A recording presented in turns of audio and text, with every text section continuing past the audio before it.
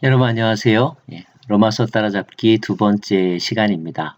오늘은 로마서의 수신자가 되는 로마의 교회, 좀 더 정확하게 말하면 로마에 있는 그리스도인 공동체 또는 회중에 대해서 한번 알아보도록 하겠습니다.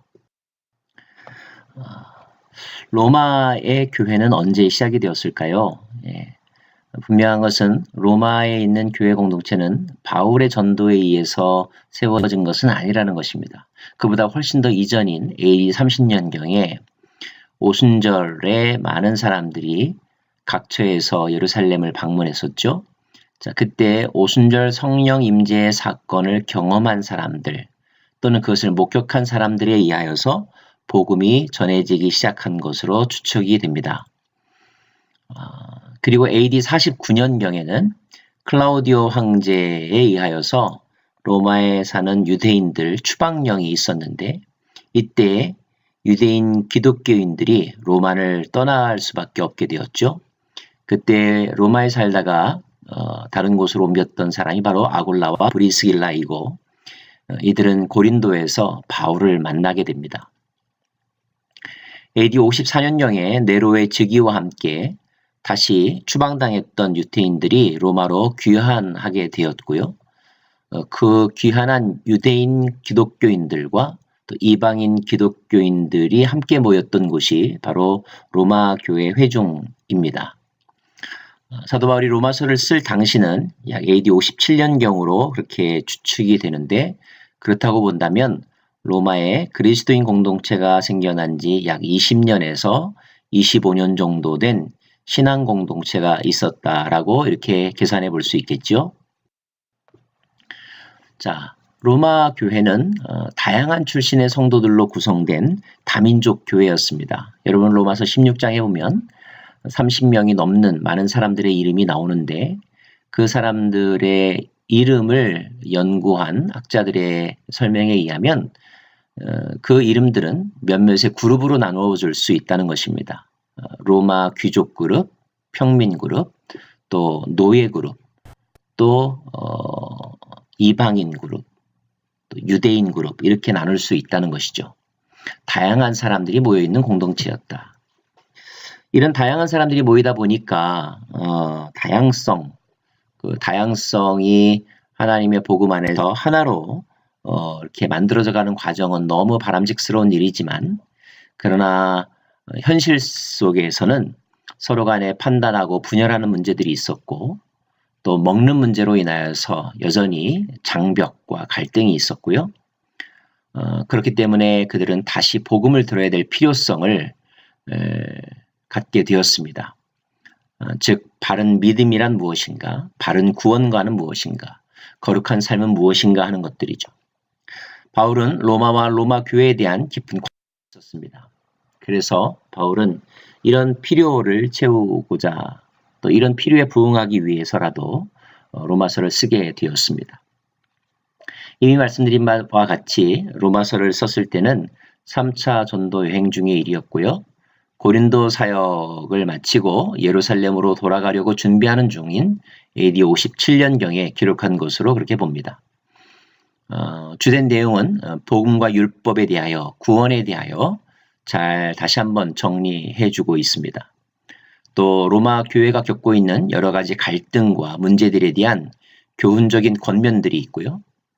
또 새로운 전도 지역으로서의 스페인 방문 계획과 이를 위한 후원을 요청하는 내용이 로마서의 주된 내용입니다. 로마서는 더디오가 대필한 것으로 그렇게 나와 있고요. 베베라고 하는 여 집사가 이해해서 로마에 전했습니다. 로마서의 특징은 로마서가 복음의 진리와 교훈을 체계적으로 잘 정리했다는 것입니다. 그리고 기독교란 무엇인가에 대한 명확한 설명이 들어 있습니다. 아마도 바울 사역의 뒷부분에 해당되는 그 시점에서 그는 이제까지의 자기의 신앙적인 경험과 또 복음에 대한 경험을 가장 체계적이고 또 종합적으로 정리한 것으로 그렇게 여겨집니다. 더불어서 승리하는 그리스도인의 삶이란 무엇인가, 그 승리의 근원은 무엇이고 비결은 무엇인가에 대한 가르침들이 있고요. 일상생활에 필요한 원리와 규범들, 그래서 갈라디아서가 복음을 변호하고 있다고 한다면 로마서는 복음을 설명하고 있다라는 말이 있을 정도입니다. 복음이 무엇인지를 정확하게 알고자 한다면 로마서를 또 갈라디아서를 읽어보심이 유익하리라고 생각이 됩니다. 로마서와 관련된 여러 에피소드들, 스토리들이 있죠. 우리가 잘 아는 어거스틴이라고 하는 사람, 방탕한 삶을 살았지만 그가 어느 날 그의 인생을 되돌아보고 회심하게 되는 사건이 있었는데 그가 회심할 때 보았던 말씀이 바로 로마서 13장 13절에서 14절 말씀입니다. 같이 한번 읽어볼까요? 방탕과 술 취하지 말며 음란과 호색하지 말며 쟁투와 시기하지 말고 오직 주 예수 그리스도로 옷 입고 정욕을 위하여 육신의 일을 도모하지 말라. 자, 그는 말하기를 이 문장의 마지막 단어들을 읽고 나자 모든 염려로부터 구원해주는 빛이 즉시 마음속으로 밀려 들어오는 것 같았다. 모든 의심의 그림자들이 사라져버렸다라고 그는 고백록에서 이야기합니다. 루터도 로마서를 통하여서 받은 은혜가 있었습니다. 그는 밤이고 낮이고 나는 곰곰이 생각했다. 그리고 마침내 하나님의 의는 은혜와 순전한 자비로 말미암아 믿음으로 우리를 의롭게 해주시는 그 의라는 진리를 파악했다라고 말합니다. 그러나 곧 나는 내가 중생했으며 낙원에 이르는 열린 문을 통과했다는 것을 느꼈다. 그는 말하기를 로마서는 신약성경의 중심이며 가장 순수한 복음이라고 말합니다.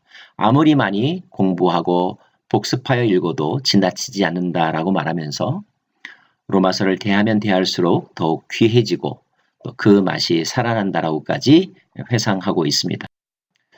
또 한 명의 사람을 꼽는다면 요한 웨슬리, 존 웨슬리입니다. 그는 그의 저널에서 하나님이 그리스도를 믿는 믿음을 통해 마음속에서 이루고 계시는 변화를 묘사하고 있는 동안 나는 마음이 이상하게 따뜻해지는 것을 느꼈다라고 고백합니다. 내가 구원받기 위해 실로 그리스도를 오직 그리스도만을 믿는다고 느꼈다.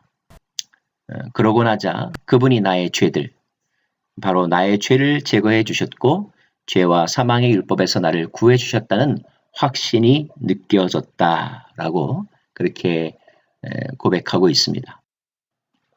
로마서의 발신자는 1장 1절에 나오죠. 예수 그리스도의 종 바울입니다.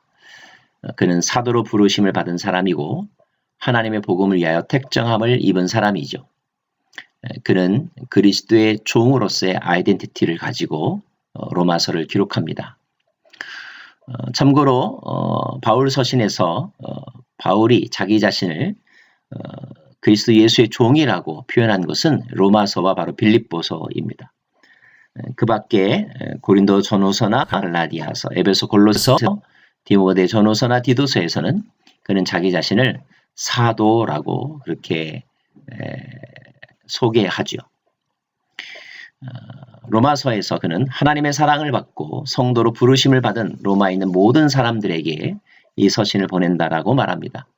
여러분 기억하셔야 될 것은 로마서는 안 믿는 사람들에게 쓴 편지가 아니라 이미 하나님의 사랑을 받고 성도라고 여김받는 사람들, 그런 크리스찬들에게 주신 복음의 책입니다. 자, 왜 이미 잘 믿고 있는 사람들에게 로마서를 통하여 바울은 복음과 구원에 대하여서 강조해야만 했을까요? 아마도 그것은 그들이 잘못 믿고 있기 때문에, 잘못된 구원관을 가지고 있기 때문에 그것을 바로 잡아주기 위함이 아닐까 그렇게 추정해 봅니다. 자, 그렇다고 본다면 이 시대에 예수를 믿는 신앙인으로 살아가고 있지만 혹시 잘못된 복음관, 잘못된 구원관, 잘못된 기독교 윤리관을 가지고 우리가 살아가고 있다면 바로 이 시대의 사람들이야말로 로마서를 다시 한번 재발견하고 그곳에서 복음이 무엇인지, 구원이 무엇인지를 적확하게 알아야 하지 않을까요? 자, 로마서의 구조는 보시는 표와 같습니다. 모두 16장으로 이루어져 있고요. 1장의 인사말과 더불어서 복음의 원리, 그리고 하나님의 주권과 계획, 또 복음적인 삶이란 무엇인지에 대해서 기록하고 있습니다. 전체 구조를 한눈에 한번 살펴보는 것은 각 장의 내용을 좀 더 잘 이해하는 데 도움이 된다는 것 여러 차례 강조해 드렸죠. 자, 앞에 있는 도표를 여러분 눈여겨보시면서 이제 한 절 한 절, 한 장 한 장 그렇게 읽어가 보기를 원합니다.